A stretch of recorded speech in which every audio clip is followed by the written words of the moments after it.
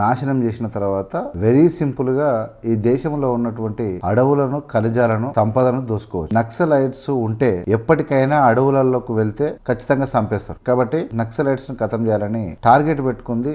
Recent గా 800 మంది Maoist అగ్రనేతలందరూ ఖతమైపోయారు. ఎప్పుడైతే ప్రజలను స్వతంత్రంగా బతకనియరో అప్పుడు ఎదురు తిరగడానికి వచ్చింది నక్సలిజం. బీజేపీ టార్గెట్ నక్సలిజాన్ని అంతం చేయడం, నక్సలిజాన్ని అంతం చేసి. మరి అదొకటేనా? ప్రతిపక్షం కూడా అంతం కావాలి. అంటే శాశ్వతంగా ఈ దేశంలో అరాచకాలు సృష్టించాలంటే, ఈ దేశంలో దళితులు గాని, పేదలు గాని, బహుజనులు గాని, గిరిజనులు గాని, ఆదివాసీలు గాని ఎదురు తిరగకుండా మళ్ళీ వెనకటి రాజ్యము రాజుల రాజ్యం లెక్క కావాలి. అందుకనే సనాతన ధర్మాన్ని తీసుకురావాలని పదే పదే మాట్లాడుతూ ఉన్నారు. రాజ్యాంగాన్ని రక్షణ లేకుండా పోయేటువంటి అవకాశాలు కూడా కనబడతా ఉన్నాయి. ప్రతిపక్షం లేకుండా ఉండాలంటే ఏం చేయాలంటే ఈవీఎంలను ఎట్లా వాడాలి, టెక్నిక్ ఏంది? దానికన్నా ముందు మనకు అనుకూలమైన వ్యక్తి ఎన్నికల కమిషనర్ గా ఉండాలి. హిడ్మా ఉన్నాడు. హిడ్మాను లొంగిపోతాము, మీరు మాకు గ్యారంటీ ఇవ్వండి, మీరు నాకు భద్రత ఇవ్వండి అని చెప్తే కూడా కాల్చి పిట్టిలో చంపినట్టు 800 మందిని ఇలా పిట్టల్లాగా కాలిస్తే దేశం తల్లడిల్లింది, అవగోడించింది.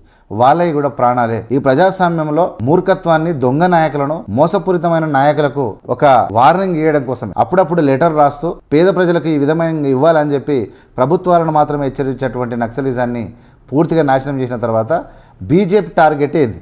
ఎడ్ల బండి ఏకమైతే నా చెల్లెమ్మ, దోపిడోడి ఎంతాటోడే నా చెల్లెమ్మ అనేటువంటి పాట లేక, రైతు కూలి ఏకమైతే నా చెల్లెమ్మ, దొరగాడు ఎంతటోడే, ప్రజలందరూ ఏకమైతే నా చెల్లెమ్మ, ఈ పాసిపోయిన మోడీ ఎంతాటోడే, మనమందరం ఏకమైతే నా చెల్లెమ్మ, ఈ అమిత్ షా ఎంతాటోడే, ఒక్కనొక్కరిని కొడితే దిక్కు లేకుండా విదేశాలకు దాచుకున్నటువంటి పరిస్థితి వస్తుంది. ఇలా ప్రజాస్వామ్యంలో ఈవీఎంలను అడ్డు పెట్టుకొని వీళ్ళు ఆడుతున్నటువంటి నాటకాలకు మణిపూర్ సంఘటన, నక్సలైట్ల సంఘటన, ఇలా డిమానిటైజేషన్, నిరుద్యోగం, పేదరికం, ఎడ్యుకేషన్, ఇవన్నీ సుప్రీంకోర్టులో లాయర్లతో చేస్తున్న ఎస్సీ ఎస్టీల వర్గీకరణ లాంటి సంబంధాలు పెద్ద ఎత్తున ఈ దేశంలో విప్లవం, ఇది నిశ్శబ్ద విప్లవం.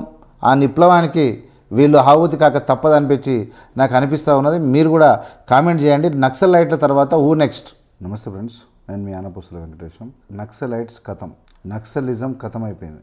అంటే బీజేపీ నక్సలిజాన్ని టార్గెట్ చేసి నాశనం చేసిన తర్వాత వెరీ సింపుల్గా ఈ దేశంలో ఉన్నటువంటి అడవులను, ఖనిజాలను, సంపదను దోసుకోవచ్చు. లేదంటే నక్సలైట్స్ ఉంటే ఎప్పటికైనా అడవులలోకి వెళ్తే ఖచ్చితంగా చంపేస్తారు. కాబట్టి నక్సలైట్స్ను ఖతం చేయాలని టార్గెట్ పెట్టుకుంది. అనేక రక్తపాతం ఈ దేశంలో సృష్టించబడింది. దంతెవాడ అడవులలో 800 మంది, రీసెంట్గా 800 మంది మావోయిస్టు అగ్రనేతలందరూ ఖతమైపోయారు. మొత్తం అగ్రనేతలు మావోయిస్టులో ఉన్నటువంటి. అసలు నక్సలిజం అనేది ఎందుకోసం వచ్చింది, ఎందుకుంది అంటే యాక్చువల్గా ప్రభుత్వం విధానం ఏంటంటే నక్సలిజం అంటే తుపాకీ పట్టుకోవద్దు, గన్ పట్టుకోవద్దు, గన్ కల్చర్ ఉండొద్దు అనేది. అంటే నక్సలిజం అనేది ఎప్పుడు వచ్చిందంటే ఎప్పుడైతే దోపిడి ఉంటుందో, ఎప్పుడైతే ప్రజాస్వామ్యం కూనైతుందో, ఎప్పుడైతే ప్రజలను స్వతంత్రంగా బతకనియరో అప్పుడు ఎదురు తిరగడానికి వచ్చింది నక్సలిజం. ఈ దేశంలో నక్సలిజం అంటే ఇంతకు ముందరున్న ప్రభుత్వాలు నక్సలిజాన్ని పూర్తిగా రూపుమాపలేక కాదు, కానీ వాళ్ళు మనుషులే, వాళ్లకు మనసుంది, వాళ్ళు ఒక ఘోరమైన జీవితాన్ని అడవులలో గడుపుతున్నారు. కాబట్టి వాళ్ళ మీద అనేక ప్రభుత్వాలు చర్చలు జరిపింది. సరే, అడపాదడప వాళ్ళు దాడులు చేసినా, వాళ్ళు కూడా పోలీసులను కొంతమందిని చంపినా, కాకపోతే ప్రభుత్వాలు ఒంటెద్దు పోకడలు పోయినప్పుడు, ప్రభుత్వాలు ప్రజాస్వామ్యాన్ని కూని చేస్తున్నప్పుడు అప్పుడప్పుడు వాళ్ళు భయభ్రాంతులకు అంటే నక్సలైట్స్ ఉన్నారన్నటువంటి భయం అనేది ప్రభుత్వాలకు కొంచెం ఉండేది. సరే, అది అప్రజాస్వామికం కావచ్చు, అది రాజ్యాంగ వ్యతిరేకం కావచ్చు. కానీ మేము ఏం చెప్తున్నామంటే బీజేపీ టార్గెట్ నక్సలిజాన్ని అంతం చేయడం, నక్సలిజాన్ని అంతం చేసింది. మరి అదొకటేనా? ప్రతిపక్షం కూడా అంతం కావాలి. అంటే శాశ్వతంగా ఈ దేశంలో అరాచకాలు సృష్టించాలంటే, ఈ దేశంలో దళితులు కానీ, పేదలు కానీ, బహుజనులు కానీ, గిరిజనులు కానీ, ఆదివాసీలు కానీ ఎదురు తిరగకుండా మళ్ళీ వెనకటి రాజ్యము రాజుల రాజ్యం లెక్క కావాలి. ఇలా అందుకనే సనాతన ధర్మాన్ని తీసుకురావాలని పదే పదే మాట్లాడుతూ ఉన్నారు. రాజ్యాంగాన్ని రక్షణ లేకుండా పోయేటువంటి అవకాశాలు కూడా కనబడతా ఉన్నాయి. ప్రతిపక్షం లేకుండా ఉండాలంటే ఏం చేయాలంటే ఈవీఎంలను ఎట్లా వాడాలి, టెక్నిక్ ఏంది? దానికన్నా ముందు మనకు అనుకూలమైన వ్యక్తి ఎన్నికల కమిషనర్గా ఉండాలి. మరి ఎన్నికల కమిషన్కి మనకు అనుకూలమైన వ్యక్తిగా ఉండాలంటే ఏం చేయాలంటే సుప్రీంకోర్టు ప్రధాన న్యాయమూర్తి, ప్రతిపక్ష నాయకుడు, ప్రధానమంత్రి ముగ్గురు కలిసి ఎన్నికల కమిషన్ ఎన్నుకోవాలి. కానీ అందులో నుంచి సుప్రీంకోర్టు ప్రధాన న్యాయమూర్తిని తప్పించి ప్రతిపక్ష నాయకుడు వీళ్ళు వీళ్ళ మంత్రి కలిపి ఎన్నుకుంటే ప్రతిపక్ష నాయకుడిది ఒక ఓటు, వీళ్ళిద్దరిది ఒక ఓటు, మంత్రిది ప్రధానమంత్రిది. అంటే కేంద్ర ప్రభుత్వంలో ఉన్నటువంటి ఒక మంత్రిది ప్రధానమంత్రి, వీళ్ళిద్దరు ఓటేస్తారు, వాళ్ళు ఇష్టం వచ్చినట్టు పెట్టుకుంటారు. పెట్టుకొని వాళ్ళు ఇష్టం వచ్చినట్టు ఇలా ఎన్నికలు, బీహార్లో ఎన్నికల పరిస్థితి అందరికీ తెలిసిపోయింది. బీహార్ పిచ్చి లెక్కలతోటి పిచ్చి ప్రభుత్వము ఈ దేశ ప్రభుత్వాన్ని క్లియర్గా కూని చేస్తూ ఉన్నది. ఇలా నక్సలైట్లను తొలగించుకున్నది. దాని తర్వాత కాంగ్రెస్ యొక్క మూలాలను దెబ్బతీయడం కోసము, పార్టీల యొక్క మూలాలను దెబ్బతీయడం కోసం డీమానిటైజేషన్ తీసుకొచ్చింది. అంటే డబ్బును మొత్తం ఎవరి చేతిలో లేకుండా చేసేసింది. దాని తర్వాత ప్రతిపక్షంగా ఇలా ఈవీఎంలను నమ్ముకొని ఆ పార్టీలలో ఉన్నటువంటి నాయకులను కొనడం, దాని తర్వాత నక్సలిజాన్ని ఖాళీ చేయడం, వాళ్ళ తాను డబ్బు లేకుండా చేయడం, ఈవీఎంలను నమ్ముకోవడం, మోసపూరితమైనటువంటి ఎన్నికలను తీసుకురావడం మొదలుపెట్టింది. దాని తర్వాత ఎడ్యుకేషన్ లాస్. ఎడ్యుకేషన్ అంటే పేద ప్రజలకు ఎడ్యుకేషన్ ఏం లేవు, యూనివర్సిటీలు ఏం లేవు. దాని తర్వాత ధరల పెంపకం ఏదైతే జరిగిందో ధరలు పెంపేసిరు. ఓటు చోరీ మొదలుపెట్టిందిగా. ధరలు పెంచిరు. ధరలు పెంచితే ఏమవుతుంది? పేదరికం పెరిగిపోతుంది, ఆకలి కేకలు పెరిగిపోతాయి. నక్సలైట్లు లేరు. ప్రజాస్వామ్యంలో వీళ్ళదే ప్రభుత్వం దొంగ ఓట్లతోని ఓటు చోరీ తీసుకొని గెలుపు. ఎంత ఘోరం అంటే అసలు మామూలు ఎడ్యుకేషన్ మొత్తం స్పాయిల్ చేసి దాని తర్వాత మతం, కులం, మతం అంటూ హిందూ ముస్లింల కొట్లాట, కుల మతాలు స్విచ్ పెట్టేటువంటి కార్యక్రమం మొదలైంది. దాని తర్వాత కూడా అసలు టోటల్గా రేట్లు పెరిగిపోవడం వల్ల పేదరికం పూర్తిగా ఘోరమైనటువంటి పరిస్థితిలో ఉంది. అంటే అన్నిటికన్నా ముఖ్యంగా ఈ నక్సలిజానికన్నా ముఖ్యంగా మనం ఏం చూసినామంటే మణిపూర్ చూసినాం. మణిపూర్లో కొన్ని వేల మందిని అధికారికంగా చెప్పారు, ఒక 300-400 మంది, కానీ మణిపూర్లో ఉన్నటువంటి ముఖ్యమంత్రి కళ్ళు మూసుకున్నాడు, హోమ్ మినిస్టర్ కళ్ళు మూసుకుంటే నడి రోడ్ల మీద మేతీలు కుకీల మధ్య కొట్లాట పెట్టి అడవులు వశపరచుకోవడం కోసం ఎక్కడి తలలు అక్కడ వలగొట్టి చంపేసిరాడు. ప్రధానమంత్రి మాట్లాడలే, అక్కడికి పోలే. చివరికి అక్కడ ఉన్నటువంటి ఎవరైతే నాయకుడు ఉన్నాడో, ఇప్పుడు మేతీల తరపున కుకీల తరపున ఉన్నటువంటి నాయకుడు ఉన్నాడో, అలా నాయకునికి ఇద్దరు గన్మెన్లు ఉన్నారు. ఆ గన్మెన్లు ఉన్నాక కూడా చంపేసిపోయారు.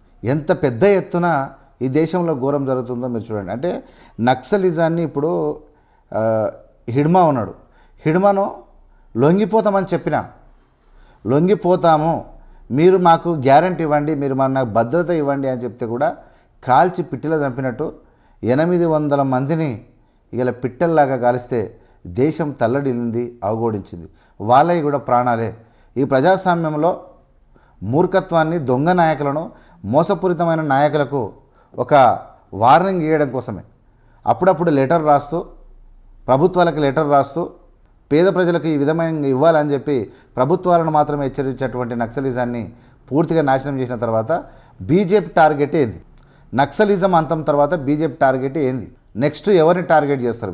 కాంగ్రెస్ పార్టీనా, రాజ్యాంగాన్నా, ఎన్నికలనా, దళితులనా, గిరిజనులనా, ఆదివాసీలనా, బహుజనులనా, విద్య పైన ఉంటుందా, దేనిపైన టార్గెట్ ఉండదన్నటువంటి భయం అయితే ఏర్పడ్డది. 100% బీజేపీ ఒక భయానకమైనటువంటి వాతావరణం ఈ దేశంలో కొనసాగిస్తున్నది. అది ముఖ్యంగా సుప్రీంకోర్టును ఇలా ఏది కూడా వాళ్ళు అన్ని సొంతంగా దొంగ డైరెక్షన్లు, దొంగ రూటు, రాంగ్ వేలని చేస్తున్నారు తప్ప ప్రజాస్వామికంగా చేయట్లేదు. ఒకవేళ ప్రజలు తిరగబడితే ఎడ్ల బండి ఏకమైతే నా చెల్లెమ్మ, దోపిడోడి ఎంతాటోడే నా చెల్లెమ్మ అనేటువంటి పాట లేక, రైతు కూలి ఏకమైతే నా చెల్లెమ్మ, దొరగాడు ఎంతటోడే, ప్రజలందరూ ఏకమైతే నా చెల్లెమ్మ, ఈ పాసిపోయిన మోడీగా ఎంతటోడే, మనమందరం ఏకమైతే నా చెల్లెమ్మ, ఈ అమిత్ షా ఎంతటోడే, ఒక్కనొక్కరిని కొడితే దిక్కు లేకుండా విదేశాలకు దాచుకున్నటువంటి పరిస్థితి వస్తుంది. ఈ విధమైనటువంటి మీరు ఎందుకు ఇలాంటి పరిస్థితికి వచ్చిందో నాకేం అర్థం కాదు. కానీ ఇవాళ బీహార్లో జరిగే ఎన్నికలకు అప్రమత్తమై ఎన్నికల కమిషను చిల్లర వేషాలు వేసి, నేను ఇంతకు మొదలే ఒక మాజీ ఎన్నికల కమిషనర్ మాట్లాడుతూ, ఎన్నికల కమిషనర్ వాడు మనిషి అయితే, వాడి దేశంలోనే పుట్టినోడైతే, ఈ దేశ ప్రజల మీద ఆయనకి నమ్మకం కనుక ఉంటే ప్రతిపక్షంతోనే ఎదురు మాట్లాడొద్దు. ప్రతిపక్షము ప్రజలు కలిసి ప్రభుత్వాన్ని నిలదీయాలి, ప్రభుత్వంతో పోరాటం చేయాలి, ప్రజలకు కావాల్సినటువంటి హక్కులు సాధించుకోవాలి. అది ఎన్నికల ద్వారా జరగాలి. కానీ ఎన్నికలనే అపహాస్యం జరిగితే ఈ దేశంలో ప్రజలు తిరగబడితే ఖబర్దార్ కొడుకుల్లారా అని చెప్పి వార్నింగ్ ఇవ్వబోతూ ఉన్నారు. దేశం అట్టుడికి పోతూ ఉంది. ఈ దేశంలో ఎట్టి పరిస్థితుల్లో ఈ తుప్పడగాళ్లను తుప్పుడ ఊసిపోయిందా కొట్టేటువంటి రోజులు వచ్చేటువంటి రోజులు ఉన్నట్టు క్లియర్గా కనబడుతుంది. చాలా ఆవేశంగా ఉన్నారు ప్రజలు. మొన్న బీహార్లో కూడా లేచిపోయేది. నిజంగా ఈ దేశం జనం ఎగబడితే బీజేపీ అనేది మరి ఏమవుతుందో కూడా ఎవరికి అర్థం కాని పరిస్థితి. ఎందుకంటే పెరగడం విరగడం కోసమే, ఏమి చేసినా నాశనం కోసమే తప్ప ఏం లేదు. ఇలా అడ్డగాడిదలను కొంతమందిని పెంచి పోషించుకుంటా పూర్తిగా వాళ్ళకి ఏం పని ఉండదు. వాట్సాప్లలో ఫేస్బుక్లలో చెత్త కామెంట్లు పెడుతూ ఎవరైనా మాట్లాడిన వాళ్ళ యొక్క మనస్థైర్యాన్ని దెబ్బతీయనికే బీజేపీ ఈ సోషల్ మీడియా ఉన్నటువంటి చిల్లరగాలను పెంచి పోషిస్తూ ఉంది. ఇది అత్యంత ప్రమాదకరంగా ఈ దేశంలో మారింది. ప్రతిపక్షానికి గౌరవం ఇవ్వట్లేదు. ఇలా ప్రజాస్వామ్యంలో ఈవీఎంలను అడ్డు పెట్టుకొని వీళ్ళు ఆడుతున్నటువంటి నాటకాలకు మణిపూర్ సంఘటన, నక్సలైట్ల సంఘటన, ఇలా డీమానిటైజేషన్, నిరుద్యోగం, పేదరికం, ఎడ్యుకేషన్ ఇవన్నీ సుప్రీంకోర్టులో లాయర్లతో చేస్తున్న వర్గీకరణ లాంటి ఎస్సీ ఎస్టీల వర్గీకరణ లాంటి సంబంధాలు పెద్ద ఎత్తున ఈ దేశంలో విప్లవం, ఇది నిశ్శబ్ద విప్లవం. ఆ విప్లవానికి వీళ్ళు ఆహుతి కాక తప్పదనిపించి నాకు అనిపిస్తూ ఉన్నది. మీరు కూడా కామెంట్ చేయండి. నక్సలైట్ల తర్వాత నెక్స్ట్ ఎవరిని వీళ్ళ టార్గెట్? దళితుల మీదనా? ఎవరి మీద టార్గెట్ చేస్తారు? ఎలా ఉండబోతాయని అనేక విషయాలు నెక్స్ట్ వీడియోలో మాట్లాడుకుందాం. చూస్తూనే ఉండండి AVM media. AVM media like చేసి, షేర్ చేసి, సబ్స్క్రైబ్ చేసి ప్రజలకు పంపాల్సిందిగా విజ్ఞప్తి చేస్తున్నాను. Thank you so much. జై భీమ్, జై భారత్.